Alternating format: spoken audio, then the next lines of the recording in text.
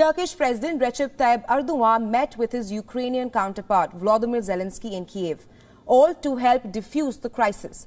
Erdoğan has reaffirmed his offer to host a Russia-Ukraine peace summit. Erdoğan stresses Diplomacy is a complicated and long-term path. Diplomatic achievements are not won in a minute. Long-term efforts, important relationships built over time, and consistent policies are required for it. Turkey's stabilizing power policy is just one of those diplomatic achievements. After a long period of efforts, Turkey's very policy has finally started to bear fruit. I highly recommend that those who want to make sense of the recent table set up in Istanbul for the Russia-Ukraine war read the book by Altun mentioned earlier. In order to understand the success and underlying principles of diplomacy under the leadership of Erdoğan, it is useful to go back and reread what is written in this book. 2 Christians, 1 Muslim.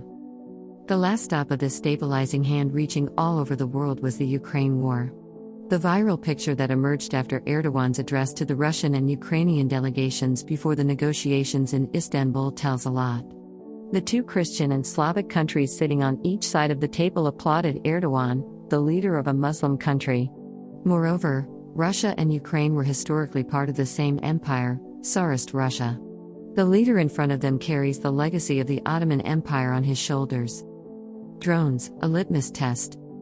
The real litmus test of the inconsistent stance of the West was the Bayraktar issue.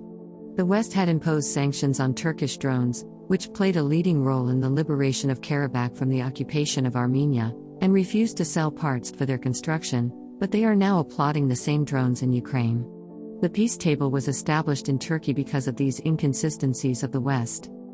Currently, the world order has been shaken once again and it has evolved toward multipolarity. In such a period of time, countries such as the US, which have moved away from being the center of global politics, now act as game disruptors rather than playmakers. After the positive messages from Istanbul, the statements from Washington, which meant let's be cautious, Russia is misleading the world with peace talks, are a good example of this.